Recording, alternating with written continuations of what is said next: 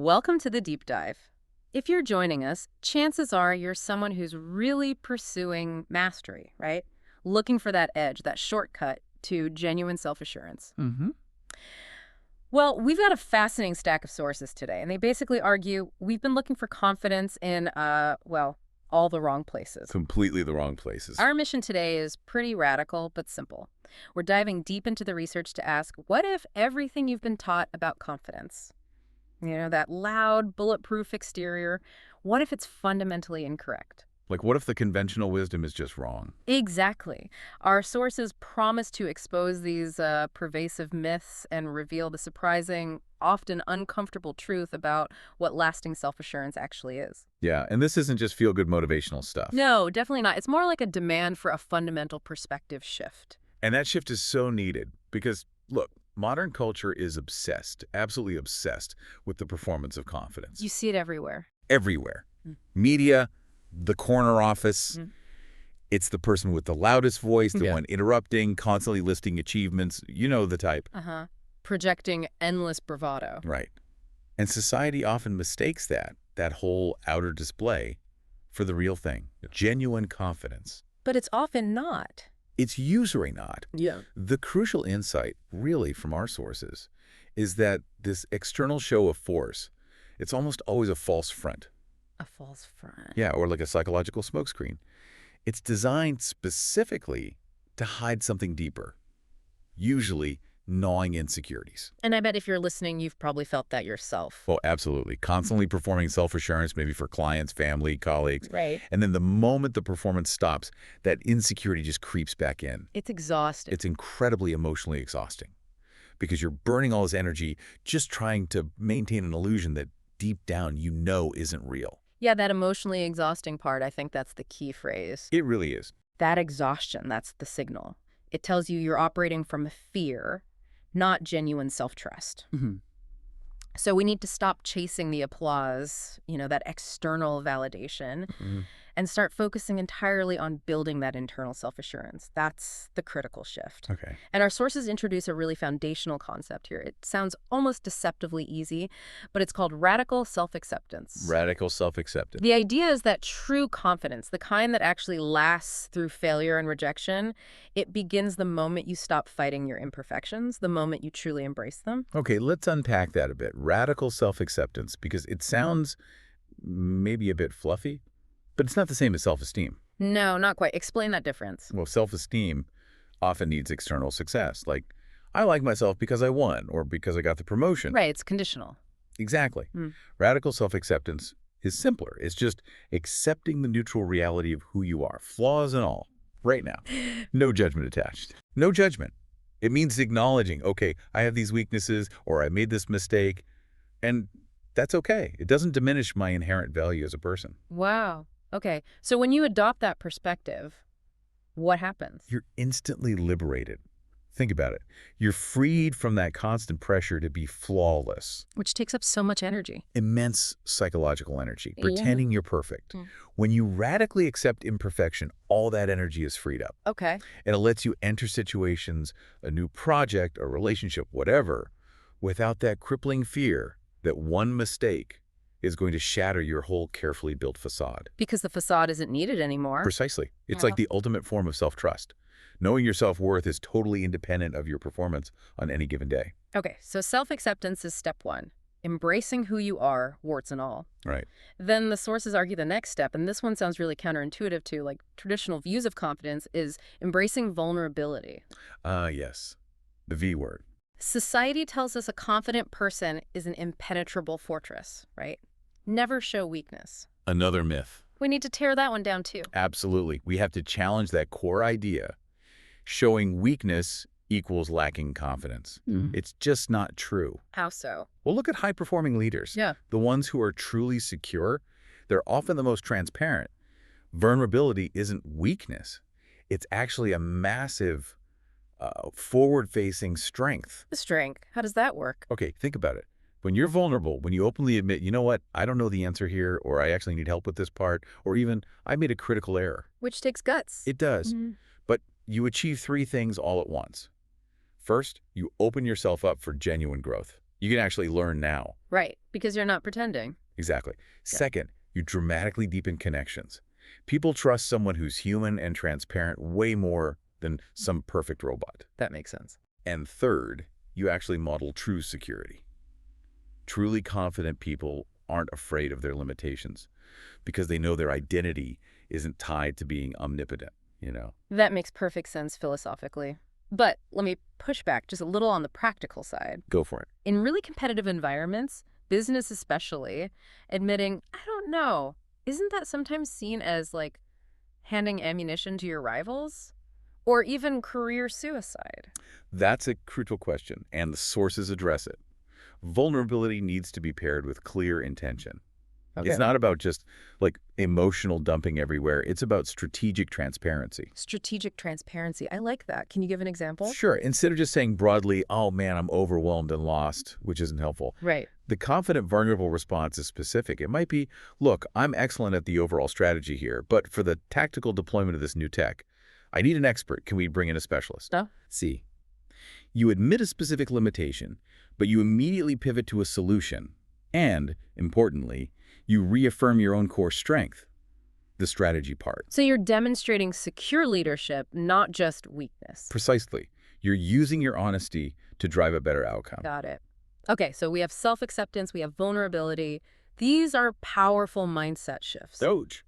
But if we want confidence that actually drives results, we have to move beyond just philosophy, right? Into Right. action. This is where the rubber meets the road. Exactly. Transitioning from the internal dialogue to the cold, hard reality of building competence. Yeah. And the sources are super clear on this. Self-confidence isn't some magical thing you're born with or just stumble upon. So innate trait. No, it is fundamentally a skill, like learning an instrument or a language. It can be trained, polished, deployed. You have to actively build it. There's no passive state of just being confident. Right. And this idea, confidence as a trainable skill, it's central to how high-performance experts think, like the coach mentioned in our material. Oh yeah, his definitions is fantastic. So precise and useful. Share it. He defines self-confidence as the ability or the belief to believe in yourself, to accomplish any task, no matter the odds, no matter the difficulty, no matter the adversity. Okay, the ability or the belief to believe. That phrasing is interesting. Isn't it? It recognizes that confidence is like two sides of the same coin. Ability and belief. Exactly. On one side, you've got the actual competence, the ability. You can do the thing. Okay. On the other, you have the mental state, the belief in that So ability. you need both. They have to fuse. You could have the physical ability to run a marathon, but if you get to the starting line and don't truly believe you can finish, well, the ability is basically nullified. Doubt paralyzes you. Right. The skill is fusing that ability and the belief. That definition really helps explain the almost ruthless priorities of elite recruiters. Like that anecdote about the Call it a soccer coach, yeah. looking for top athletes for a championship team. These are Right. players already getting like $25,000 scholarships. Big money. Talented kids. And the parents come in, right, listing all the usual stats, incredible speed, amazing vision, perfect foot skills. The hardware, basically. Yeah. And what does the coach say?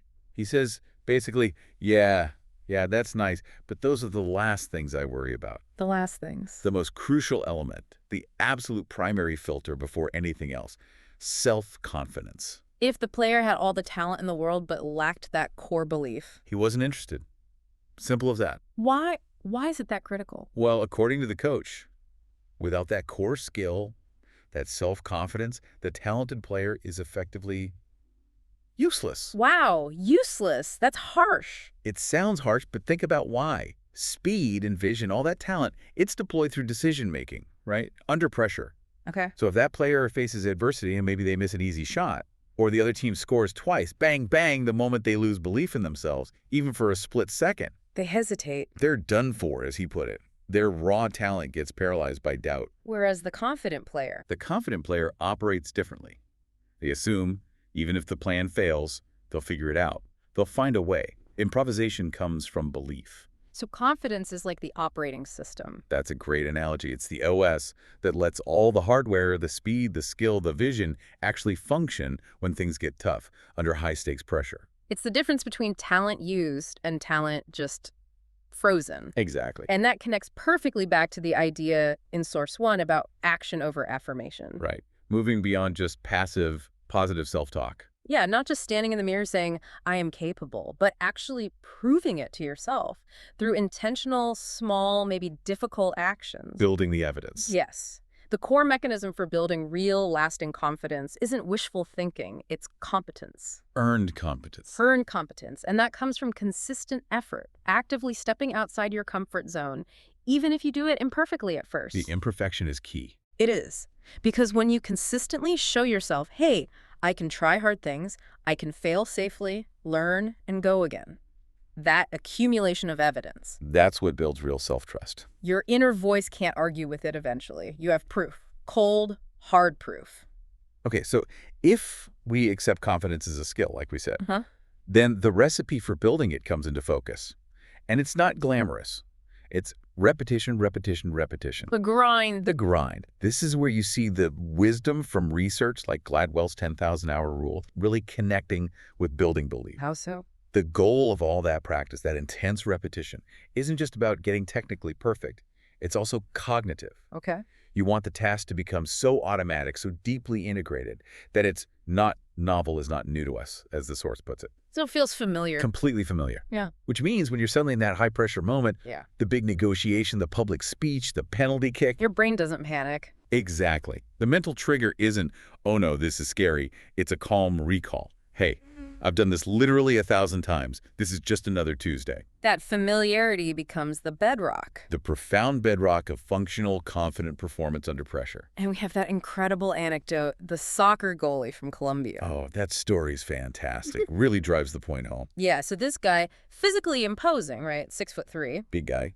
but technically really weak in a crucial area, catching the ball. The coach said his hands were like stone. Like stone, they throw him a basic ball and it just pops out consistently. Now, normal coaching might involve complex drills, maybe some rah-rah motivational stuff. Right.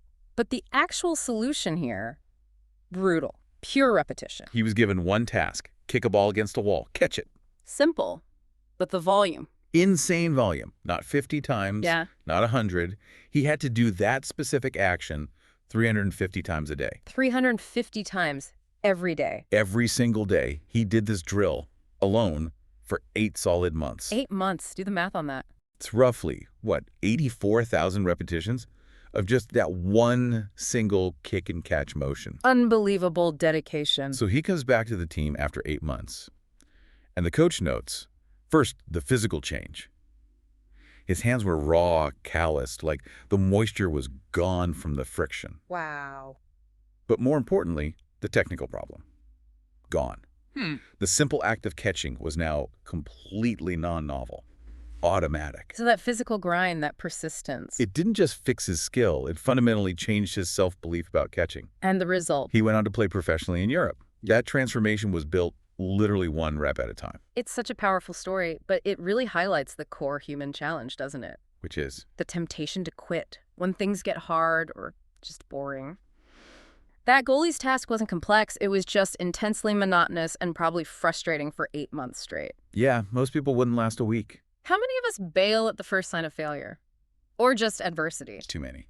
So the real secret sauce isn't just the repetition, it's persistence. Ah, yes. The sticking power. It's the willingness to keep doing the repetition long after the initial excitement is gone, and frankly, after the failures have started piling up. And we can see this historically, right? With people who achieved massive things against staggering odds. Like Edison, Thomas Edison and the light bulb. The numbers vary, but the sources say anywhere from 1,000 to maybe even 10,000 attempts. 10,000 tries? Can you imagine failing 9,999 times and thinking, okay, let's go again? It's mind-boggling. Most of us quit after, 2 or 3 tries? We convince ourselves, well, clearly I'm just not cut out for this. Right. Edison's confidence wasn't that it would be easy. It was confidence in his ability to just keep showing up. To persist through the failures. And the cost of that persistence. We often don't recognize it. Look at J.K. Rowling. Another great example. She had a finished manuscript for Harry Potter. She believed in it completely. It was good. But she took that book to 12 or 13 different publishers, and they all said no. Rejected. Flat out. Told her it wouldn't sell, too long, too niche, whatever. Now, stop and really think about the psychological impact of that. 12 or 13 rejections. We often quit a job hunt or a new business idea after just 3 or 4 no's. Totally. We take it personally, interpret it as proof that we are the failure. But Rowling got a dozen, maybe more rejections before one small editor finally took a chance. Her confidence wasn't fragile. It wasn't based on immediate validation. It was built on persistence, on simply refusing to accept failure as the final word. She believed in her work more than she feared the judgment. That willingness to stay in the game, fighting that instinct to just give up, that's a cornerstone of deep, real self-confidence. Okay, so persistence is the action, the staying power. But even while you're persisting, you have to manage the inner game. The mental side. Crucial. Because that internal monologue, that self-talk tape, as the sources call it, it's playing constantly. Always running in the background. And it can sabotage your efforts faster than any external rejection slip. That inner tape is universal, isn't it? We all have one. We all know the general narrative. Oh, yeah. The examples are instantly relatable. They cut across everyone. For women, maybe it's trying on clothes, and that immediate internal voice just goes, ugh, I look fat in these, or I'm not stylish enough. Yep. For men, it might be, I feel flabby, I don't look strong enough, or maybe in conversation I sound weak when I talk. In professional settings. It often shows up as avoidance. Think about being in a meeting. You have a great idea, but the tape instantly whispers. Don't say it. Don't raise your hand, you'll sound stupid. Better just look down. Hope they don't call on you. It's like this internal shield we put up. We think it's protecting us from failure. But it's actually stopping us from taking the very actions that would build competence and confidence. It's kind of absurd when you think about it. Why do we spend so much time and energy tearing ourselves down? Yeah, why are we our own harshest critic? The world throws enough challenges at us already. Right. So if we know thoughts influence actions, if we know that negative self-talk is crippling us before we even start, We have to take control, actively manage that narrative. which means generating our own powerful self-affirmations and using them strategically. And there's probably no better example of someone who mastered this than Muhammad Ali. The greatest. His affirmation wasn't quiet or humble, was it? Not at all. It was the loudest, most confident statement imaginable. I am the greatest. And the power in that, as the sources point out, is this. Look, if you don't believe it about yourself, who else is going to step up and tell you? Good point. You have to be your own #1 fan. Your own biggest champion, your primary motivator. In this practice, it's not necessarily about shouting it from the rooftops. Well, no, not always. It's often about those quiet, private moments when you reinforce your own capability. Like the coach advises. Yeah, using routine moments, brushing your teeth, doing dishes, driving alone. Use that time to repeat a core self-belief you choose. Something powerful. Something like, I am the captain of my ship and the master of my fate. Whatever resonates. And you internalize it. You are literally reprogramming that negative tape with a positive, actionable message. Okay, affirmations help reprogram. But to make that self-belief really solid, strong enough to withstand actual crises, Right, when things get really tough. the sources detail a really concrete, practical practice. Creating a self-confidence letter, or sometimes called a brag sheet. Ah, yes, the brag sheet. Love this one. Explain how it works. Okay, so this is a letter you write to yourself. Hmm. But you write it when you're feeling on top of the world, when you've just had a major win or accomplishment. So when confidence is naturally high? Exactly. And the key is how you write it. You don't just list the achievement, like got the PhD. No. No. You detail the effort involved, the specific skills you used, the obstacles you overcame, and importantly, the feeling of triumph. Capture the whole experience. Yes, maybe it's that PhD, maybe it's landing a huge client, navigating a tough family crisis successfully, raising good kids, marrying the right person. You capture the evidence of your competence and resilience. Okay, so you have this letter filed away. What's the point? The utility is immense because everyone, absolutely everyone, no matter how successful experiences, storms of doubt. We all hit low points. We all feel like imposters sometimes. Confidence tanks. We face overwhelming adversity. It happens. So instead of spiraling down with that negative self-talk, You pull out the physical letter, that objective proof you wrote when you were clear-headed and successful, and you read it over and over again. what does that do? It forces your current struggling self to remember the high-performing, capable, resilient person you have proven yourself to be in the past. It reconnects you to your track record. Exactly. It's like an anchor. It proves your current low point is temporary, not a reflection of your true fundamental competence. Beyond the letter, there's also the power of physical reminders, right? Using touch to anchor confidence. Yeah, this is fascinating. We see athletes do this all the time, using things like a specific wristband, a special bandage, sometimes even a tattoo. Like Lance Armstrong's Live Strong bracelet. That's the classic example. It wasn't just clever marketing. For him, and for millions of others, it became a tangible anchor. How did he use it? Reportedly, he'd move it from one wrist to the other when doubt or fear started creeping in during a race. Ah, a physical action. A physical action that served as a hard cognitive break, a reminder. This is who I am. This is what I stand for. Remember the commitment, the resilience, the strength. And we can all use similar things. Totally. A specific watch, a piece of jewelry you always wear, maybe even just a small pebble you keep in your pocket. Something tangible that links you back to that confident self, that self-confidence letter, when the inner critic tries to take over. Okay, that focus on the inner game, the self-talk, the letter, the anchors, it's absolutely crucial. Foundational. But let's shift back to the external world, armed with this internal security. Source One offers this really liberating way to reframe confidence. Oh yeah, this part is great. It pulls confidence out of just being about me, and into the realm of contribution. How so? The sources suggest confidence isn't just a personal trait to hoard or polish for yourself. It's fundamentally a capacity to contribute, to make an impact. And here's the paradox. Exactly. This is the magnificent paradox. By shifting your focus away from your own internal state, like, am I feeling confident enough right now? Yeah, that navel gazing. And shifting it onto external impact. How can I help this person? How can I solve this team's problem? You actually, paradoxically, boost your own self-assurance. Notice. Because when you see yourself as a valuable contributor making a difference, you inherently recognize your own competence and value in a very real way. It's not abstract anymore. That makes so much sense. And this idea of focusing on contribution, it's absolutely revolutionary for how we interact with others and build confidence in them. Right, whether you're a coach, a parent, a teacher, a manager. We so often fall into the trap of corrective feedback, focusing relentlessly on fixing mistakes. The red pen mentality. Exactly. Think of the soccer player again. Kicks the ball high over the goal. What's the instinct? Point out the flaw. Bend your knee. Keep your head down. Right. And while that might be technically correct advice, what does it do to the player's confidence in that moment? Crushes it. Focuses all their mental energy on the failure. Totally demoralizing. So the revolutionary technique, the high confidence approach, is often called catch them when they are good. Catch them being good. I love that. How does it work in practice? Instead of jumping on the person who just made the mistake, you consciously ignore that negative behavior for a moment. Ignore the mistake. Ignore it. Then you find someone nearby, maybe a teammate, who just executed that same skill correctly. And you loudly, explicitly praise the positive action you want to reinforce. Give me the soccer example again. Okay. So Johnny shanks the shot way over the bar. Instead of yelling, Johnny, bend your knee, that was awful. Which just makes Johnny shrink. Right. You turn to his teammate and say, clearly enough for Johnny to hear. Great finish, Frida. I loved how you kept your knee low over the ball there. Perfect technique. Ah. So Johnny, who just messed up?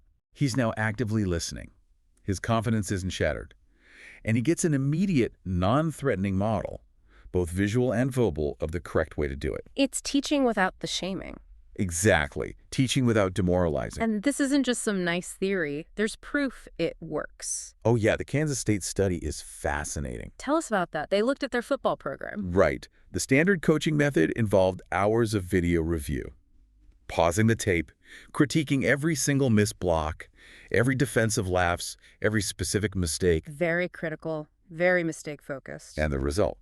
Performance improvements were okay, incremental. Then the researchers suggested something radical. Totally radical for coaches. They convinced the staff for a trial period to completely change their video sessions. They ignored all the footage showing mistakes. Ignored the fumbles and missed tackle. Completely ignored them. They only showed the players clips of when they did things perfectly right. The great blocks, the key interceptions, the successful plays. So flooding them with positive examples. Flooding them with models of success. Showing them their own competence in action. And the outcome. Immediate and profound. Performance improvement absolutely skyrocketed, way beyond anything that mistake-focused criticism had ever achieved. Wow, that really tells you something. Self-confidence is often built by ignoring the negative and just amplifying the successful. Such a simple concept, but so hard for us to do consistently as parents, as managers. Because our default instinct is to spot the problem, right? To fix what's broken. Exactly. But we could apply this in parenting, too. Easily. Instead of nagging the kid who left their glass on the table. You praise the other child who cleared their plate. Yes. Thank you, Alice, for taking your glass straight to the counter after dinner. That's really helpful. You reinforce the desired behavior, ignore the negative. And the other child absorbs the lesson without feeling attacked or losing confidence. It's powerful. Okay, this leads us to maybe the final and perhaps most advanced skill of the truly self-confident person. Yeah. Their ability to interpret feedback and reality itself the way they choose to. The interpretation filter. This is where persistence and self-talk really merge into a kind of powerful psychological resilience. It's almost like creating your own reality, in a way. There's that funny anecdote from the coach that illustrates this perfectly about his son. Right, the son who he admits is a terrible athlete. Bless his heart. So the father asks the son after his hockey game, hey, how'd it go? And the son's response. Absolutely triumphant. Great. I scored 3 goals and got 2 assists. Okay. But the father... The father was at the game. He knows for a fact his son didn't even touch the puck once the entire time. So what does the dad do? He just smiles. Yeah. Because the son has chosen his own perception of his performance.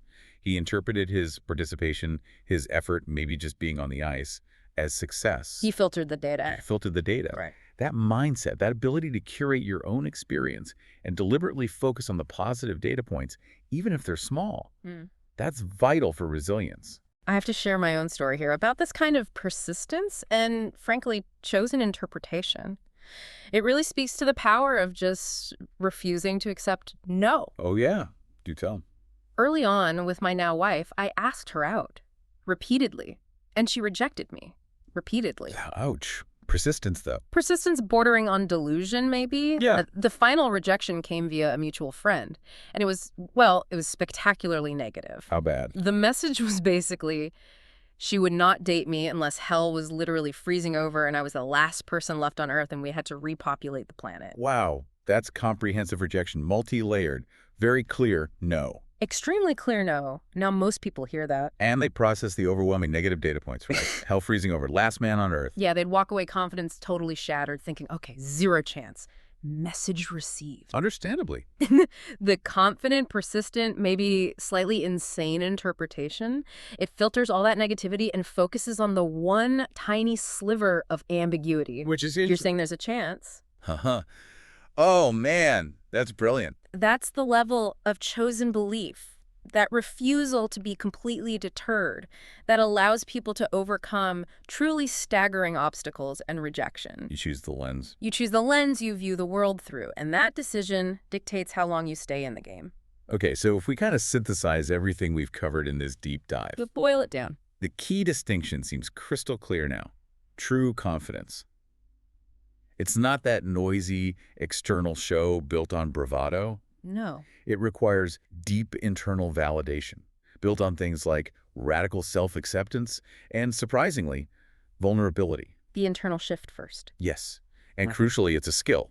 Fundamentally a skill, not some fixed trait you're born with. Like playing the piano or learning to code. Exactly. It's a muscle. You build it through persistent, repeated action that generates real competence. Got to do the reps. You got to do the reps. Okay. And it needs continuous training, nurturing through positive self-talk, reinforcing with concrete evidence like that self-confidence letter we talked about. It's an ongoing process. So if there's one profound, actionable truth someone listening should take away from all this, what would it be?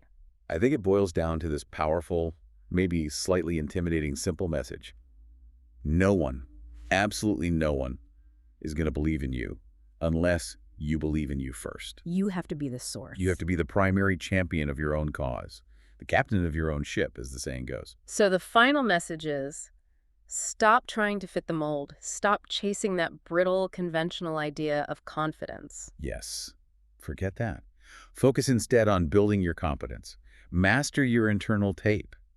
And cultivate the belief in your own capacity to persist, to interpret things in a way that keeps you moving forward. Believe in yourself even if, Yeah. maybe especially if, you feel different. Absolutely. Embrace being one of them. The crazy ones, the misfits, the rebels, the troublemakers, the round pegs in the square holes, to quote that famous ad. We're meant to be different. We are. So go out there, Define your own success. Choose the interpretation that keeps you playing the game. Because that, at the end of the day, is the truly liberating and the truly enduring truth about real self-assurance.